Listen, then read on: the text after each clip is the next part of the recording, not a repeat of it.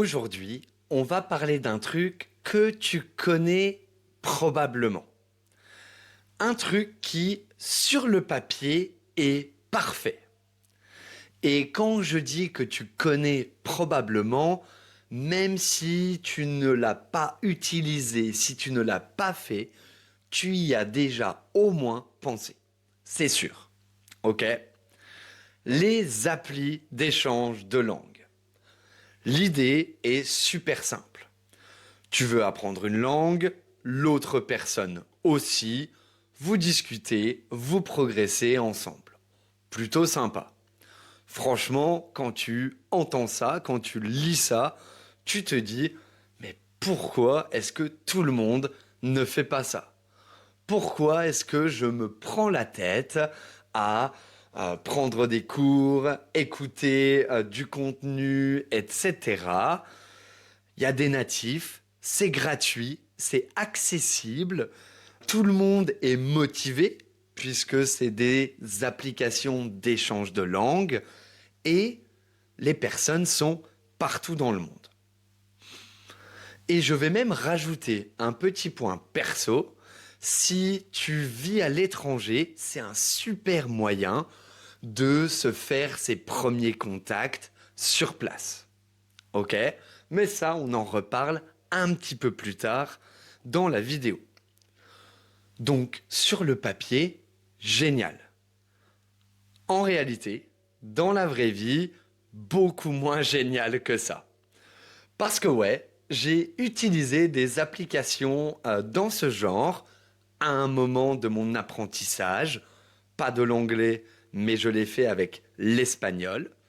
Et donc aujourd'hui, je vais te partager mes expériences les plus gênantes, les plus frustrantes, les plus absurdes, ok, sur les applications d'échange de langue. J'allais dire de rencontre, pardon. Pas pour te dire que c'est nul, d'accord, mais surtout pour parler des désillusions et des limites de ce genre d'application. Et à la fin de la vidéo, je te raconterai ce que moi j'en ai retiré, parce qu'il n'y a pas que du négatif, même si on va pas se le cacher, c'est pas ce que je recommande le plus, tu vas voir pourquoi. Mais ouais, il n'y a pas que du négatif dans tout ça, et j'ai quand même une ou deux bonnes expériences à te partager à la fin de cette vidéo, même si elles sont rares. Je te préviens, c'est une vision personnelle, d'accord? Même si je dois quand même avouer que bien, j'en parle avec mes étudiants pendant mes cours, et quand on parle de ça, en général, on est plutôt d'accord les uns avec les autres. Donc, je pense que dans la grande majorité des cas, tu vas être plutôt d'accord avec ce que je vais dire. Mais bon, avant de commencer, donc comme d'habitude, si tu n'es pas abonné à la chaîne, eh bien abonne-toi. Salut et bienvenue pour un nouvel épisode de French Listening Practice niveau intermédiaire. Si tu peux comprendre tout ce que je dis dans mes vidéos mais que tu n'arrives toujours pas à parler, que tu veux rendre ton français naturel, que tu prévois un voyage en France et tu veux te préparer comme il faut, eh bien jette un œil à mon site web parce que c'est ce que je fais tous les jours avec mes étudiants. Donc si ça t'intéresse de travailler avec moi, n'hésite pas. Tu peux déjà mettre un like à cette vidéo si tu apprends quelque chose, si tu apprécies le contenu et ça aide la chaîne.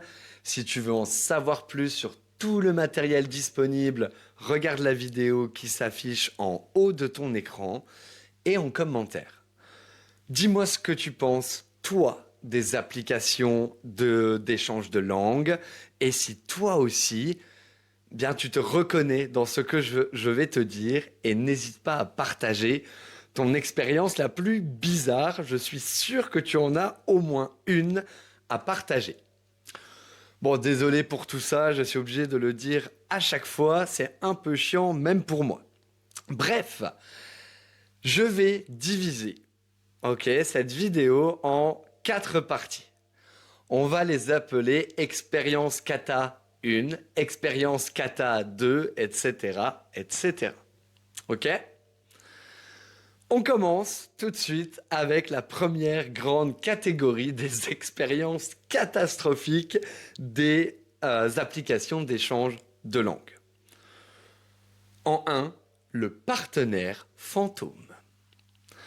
Alors oui, les fantômes linguistiques, ça existe. Ok.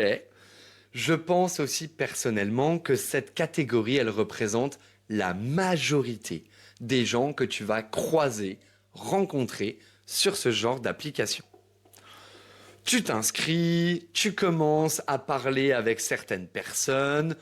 Premier message sympa, deuxième message sympa aussi.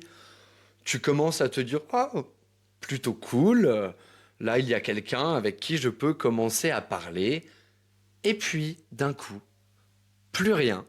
Le silence radio, le silence total. La personne, elle disparaît simplement. Sans explication, juste comme ça. 3 semaines plus tard, tu reçois un autre message de cette personne, exactement comme avant. Salut, comment ça va, etc., etc. Comme si rien ne s'était passé, comme si vous ne vous étiez jamais parlé. Un reset, un petit peu. Et là, tu te dis, est-ce que je réponds, est-ce que je réponds pas, est-ce que je fais semblant, etc. Le problème, c'est pas vraiment la personne, c'est qu'il n'y a aucun engagement. Pas de rendez-vous, pas d'objectif, pas de cadre. C'est vraiment une conversation jetable. Sur le papier, eh bien, c'est quelque chose qui devrait marcher, d'accord? Eh ben, dans la vraie vie, ça ne tient pas. Et ouais, parce que, au final, une conversation entre 2 personnes, ça reste un investissement de temps, de réflexion, de correction dans ce genre de contexte, puisque la personne est censée corriger tes phrases, etc. Ok? Donc tout le monde est motivé au début, mais en fait, très peu vont tenir sur la durée, parce qu'on n'est pas prêt à faire un investissement. On pensait que ça allait être juste comme parler à un ami. Personnellement, c'est ce qui m'est arrivé la majorité du temps. Ok? Parce que, au-delà de pratiquer une langue, ici, le concept, c'est de avoir une conversation naturelle avec les natifs. Eh ben, en fait, c'est pas facile de créer une connexion avec quelqu'un, de développer une conversation avec quelqu'un. Et perso, je suis sûr, certain, que si une personne n'est pas vraiment motivée, n'a pas vraiment envie de faire l'effort de communiquer, et donc encore moins de faire l'effort de te corriger, de s'adapter à ton niveau, de parler dans ta langue, etc., eh bien, cette personne, elle ne va rien apprendre et elle va tout simplement disparaître, sans prévenir. Ok? Donc ça, c'était le première grande désillusion que j'ai eue avec les applications d'échange de langue. Les partenaires, au bout de 3 messages, ils disparaissent et ils deviennent ce que j'aime appeler les fantômes linguistiques. Mais parfois, miracle, la personne, elle ne disparaît pas. Elle reste. Mais attention, ça ne veut pas forcément dire que c'est une bonne nouvelle. Ok? Parce que cette personne, elle peut faire partie de la catégorie d'expérience catastrophique numéro 2. L'échange qui n'est pas vraiment un échange. Je m'explique. La plupart du temps, les échanges, ils sont très déséquilibrés.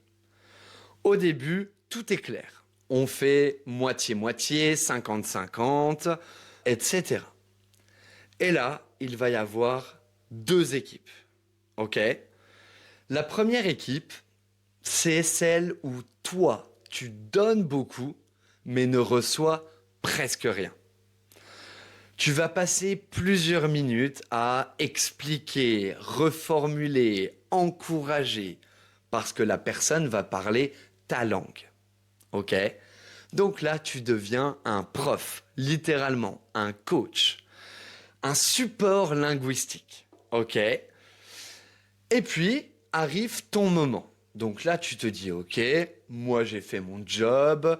Sauf que quand c'est ton tour de pratiquer la langue, la personne, soudainement, elle est fatiguée. Ou alors, elle va corriger chaque mot. Parce que ouais, on fait l'erreur tout le temps de se dire que si je parle avec un natif, je vais progresser, il va me corriger, il va m'aider. Aider quelqu'un dans une langue, c'est vraiment une compétence, ok? C'est pas parce que quelqu'un est un natif que c'est un bon prof, un bon enseignant, un bon tuteur, ok? Et donc, corriger chaque mot, c'est pas la solution, ok?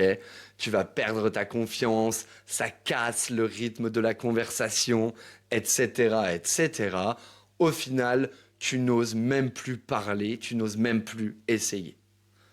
Ou alors à l'opposé, cette personne, elle ne te corrige jamais. Ok? Résultat, oui, tu as parlé, mais est-ce que tu as progressé vraiment? Pas sûr. Ok? Et surtout, tu ressors avec une sensation qui est un petit peu bizarre. Ok? Ouah, je fais beaucoup d'efforts, je m'investis, je passe du temps, mais même pas pour moi au final. Pas génial. Ok? Et là, on va être clair, hein, ok? Si tu es quelqu'un de sérieux, de motivé, qui veut vraiment progresser, c'est certainement pour ça que tu es allé vers ce genre d'application. Eh ben en fait, c'est super frustrant, ok? Tu passes beaucoup de temps à essayer de parler avec quelqu'un. Quand il ne disparaît pas, est-ce que c'est un bon enseignant? Est-ce qu'il va vraiment t'aider? La plupart du temps, pas du tout. Il y a quand même la deuxième équipe, et là, ça peut être assez positif pour toi. Au début, comme on a dit, tu veux faire 50-50, mais si ton niveau, il est plus élevé que celui de ton partenaire, ou alors que tu maîtrises déjà assez bien la langue, tu vas voir que beaucoup d'entre eux, ils vont être bloqués avant toi. Ok? Donc, ils vont connaître les conversations très basiques, etc. Mais si la conversation, elle se développe un petit peu, ils vont être bloqués, mais pas toi. D'accord? Et là, la conversation, elle va changer et elle va être 100% dans la langue maternelle de ton partenaire. Donc là, c'est toi qui profites de ça à 100%. Alors oui, peut-être qu'il ne va pas te corriger. Peut-être que... Ouais, en fait, je pense certainement qu'il ne va pas te corriger à ce moment-là. Mais au moins, tu vas pouvoir voir comment cette personne parle, écrit de manière naturelle dans sa langue. Et ça, c'est quand même plutôt cool. Après, c'est à toi de... Voilà, tu fais tes... tu notes ton vocabulaire, tu fais tes recherches, etc., etc. Le problème, encore une fois, ici, c'est que eh bien, cette personne, elle va se dire qu'elle n'apprend rien, donc elle va certainement disparaître à un moment. Ok? Juste pour que tu sois au courant, je te préviens. C'est exactement ce qui m'est arrivé moi quand j'étais en Colombie. Quand j'ai commencé à m'intéresser à ce genre d'application, j'avais un niveau, je dirais B1 à peu près. Je me suis rendu compte que la plupart des personnes, elles ont un niveau débutant, voire ultra débutant. Donc, je pense une très mauvaise idée de commencer ton apprentissage par ce genre d'application, parce que qu'est-ce que tu vas faire en fait? ok? Mais du coup, pour moi, j'ai réussi à en tirer un petit peu avantage. C'est que, eh bien, moi, je pouvais parler l'espagnol. Même si c'était pas un espagnol génial, je faisais des erreurs, etc. Mais en fait, j'ai quand même beaucoup appris juste en recevant des messages. Parce que la plupart du temps, je comprenais pas. C'était écrit d'une manière très naturelle, très informelle. Et donc, je prenais des screenshots, je regardais les traductions, je l'ajoutais à mon vocabulaire, etc. Donc, pour moi, ce côté-là, il a quand même fonctionné. Il y a beaucoup de limites, c'est beaucoup d'investissements pour pas beaucoup de moments comme ça. Mais quand même, ça existe. Ok? Tu as compris, hein, cette vidéo, elle va pas être très positive pour les applications d'échange de langue, mais en étant honnête, il y a quand même quelques points positifs. Ok? L'expérience catastrophique numéro 3. Et alors là, attention, celle-là, moi, j'étais pas préparé. Je te le dis honnêtement, je n'étais pas prêt. L'ambiguïté. On va le dire comme ça. Là, c'est vraiment un sujet un petit peu délicat, mais bien réel. Les applications d'échange de langue, on va dire qu'elles ont une identité un petit peu floue quand même. Tu arrives, toi, pour pratiquer une langue, les autres, pas toujours. Ok? Au début, évidemment, tout est normal. Ok? Tu parles des choses de base, etc. Et puis le ton, il commence à changer un petit peu. Tu reçois des compliments, des messages un peu plus personnels, des sous-entendus. Et là, tu commences à te demander, mais attends. Est-ce qu'on est en train d'apprendre la langue de l'autre? Ou alors est-ce que je suis sur une version internationale de Tinder? En fait, il faut appeler un chat un chat. Ok? Il y a beaucoup de personnes qui, je comprends pas pourquoi, qui utilisent ce genre de plateforme comme application de rencontre, simplement. Ok? Et pour être honnête, le malaise, c'est même pas vraiment le flirt, la drague. Ok? C'est le non-dit. Parce que, remets-toi un peu dans le contexte, tu vas sur ce genre d'application pour apprendre une langue. Apprendre une langue, c'est la parler, se mettre en contact avec les natifs, etc. C'est le côté le plus stressant. Ok? On a tous peur de faire des erreurs, etc. Ce qui est important dans ce genre de moment, c'est le contexte, le cadre. Tu veux savoir où tu mets les pieds. Tu veux savoir que tu es dans un contexte où tu peux faire des erreurs, où tu n'as pas besoin de tout comprendre, etc.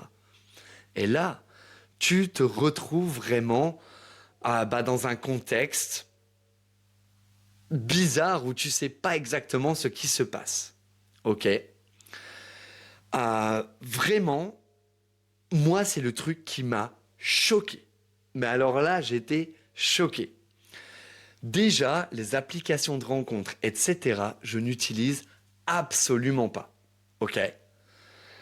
Donc, quand je vais sur une application d'échange de langue, à aucun moment, un peu naïvement, je l'admets, à aucun moment, je me suis dit, ah, il va y avoir de la drague, etc., etc. Logique, non? Honnêtement, il y a tellement d'applications qui sont faites pour ça. Pourquoi utiliser une application d'échange de langue pour, comme un Tinder? Ok? Ouais, vraiment, ça, je comprends pas. Et enfin, bref, moi, c'est vraiment ce qui m'est arrivé. Au début, donc je fais ma petite bio, je mets une ou deux photos de profil, j'essaye d'être accueillant pour encourager les gens à venir me parler, etc. Ok. Et je commence à parler un peu à tout le monde. Là, au bout de quelques messages, je me rends compte que Il y a beaucoup de sous-entendus. On m'envoie des phrases du genre «Oh, ce serait bien de pratiquer en personne, etc.» J'étais là, j'étais «Wow, wow, wow. Moi, je veux juste envoyer quelques messages et pratiquer la langue.»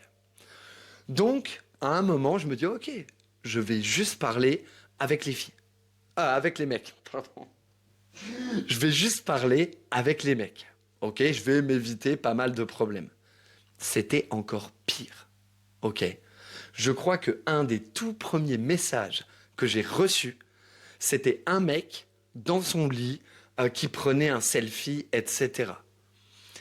Et bon, au début, je trouve ça un peu bizarre, mais j'essaye de changer un peu comment je peux dire ça, la nature de la conversation, on va dire. J'étais encore très naïf à ce moment-là. Et après, j'ai commencé à recevoir des photos beaucoup plus suggestives, etc. Une horreur, une horreur. Donc, sois préparé. Si tu es déjà allé sur ce genre d'application, je suis certain que tu vois exactement de quoi je parle. L'expérience kata numéro 4, c'est les conversations vides. Autre moment super fréquent. Euh, les conversations qui tournent en rond, simplement. Il n'y a même pas besoin d'expliquer beaucoup de choses ici, mais encore une fois, tout le monde n'est pas fait pour tenir une conversation, tout le monde n'a pas l'énergie, tout le monde ne s'investit pas de la même manière. Donc tu vas avoir beaucoup de «Salut, comment ça va? Qui tu es? C'est quoi ton travail? Pourquoi tu apprends la langue?» Et après ça, pas grand-chose. Ok. Le lendemain, la même chose. «Ah, salut, qu'est-ce que t'as fait aujourd'hui? Comment s'est passée ta journée?» Et encore, et encore, et encore. Tout est simple et certainement beaucoup trop simple. Pourquoi? Je pense que Je pense qu'en fait, on reste en surface. De un, parce que les autres personnes n'ont clairement pas le niveau d'avoir une conversation. Ok. Encore une fois, je le répète, mais c'est pas parce que tu vas parler avec un natif que tu vas forcément avoir une super conversation très intéressante, etc. Il faut aussi trouver les bonnes personnes, les personnes avec qui tu vas bien t'entendre. Ok. Donc ouais, tout reste en surface. Et pour être honnête, si tu vas sur ce genre d'application, c'est parce que tu sais déjà un petit peu parler, normalement, ok? Et donc, parler de ta journée, parler de qui tu es, de où tu habites, etc., c'est pas le plus intéressant. Ce qu'on recherche en général, c'est parler avec les locaux, les natifs de la langue, de choses dont on ne parle pas d'habitude, ok, des choses un peu plus intéressantes ou au moins des choses nouvelles. Alors oui, oui et oui, il faut commencer par les conversations de base, ok, mais à partir de ce moment-là, ça demande un gros investissement pour développer la conversation. Euh, voilà, hein, voilà. Le pire, ok, vraiment, c'est que moi, je l'ai beaucoup fait ça. Mais je vais t'expliquer pourquoi. Même si je savais que ça n'allait probablement rien donner, que ça n'allait probablement pas beaucoup m'aider, j'y suis retourné un paquet de fois. De un, parce que je me suis dit que c'est une étape obligatoire.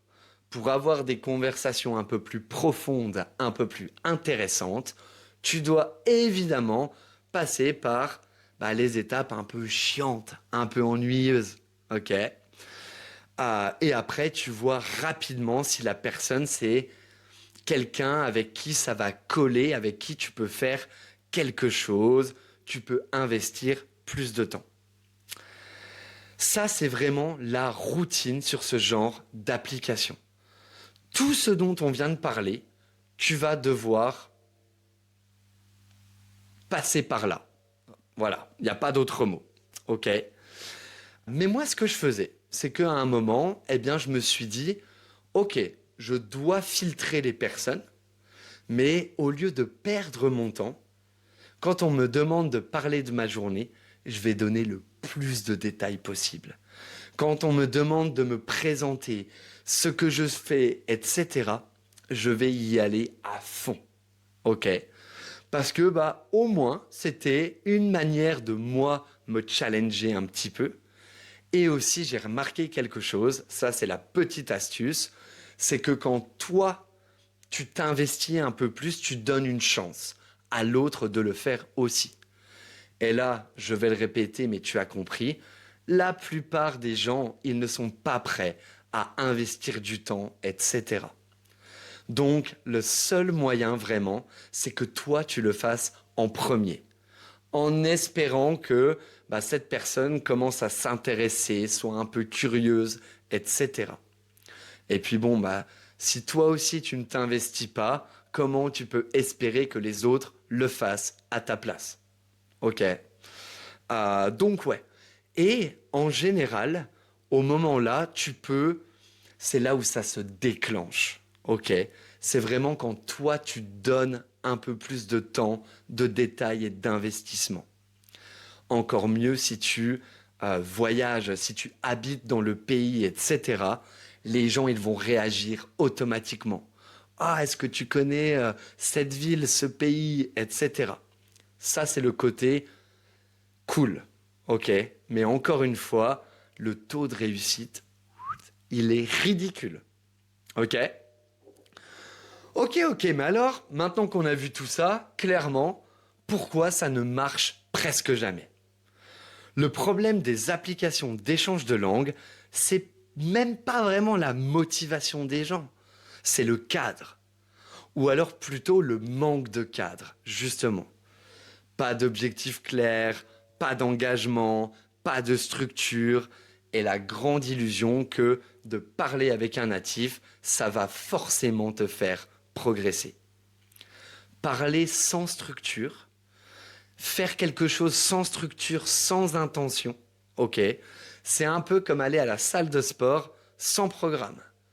Tu vas faire tout et n'importe quoi, tu vas te fatiguer pour des résultats ridicules et tu vas même te blesser à un moment.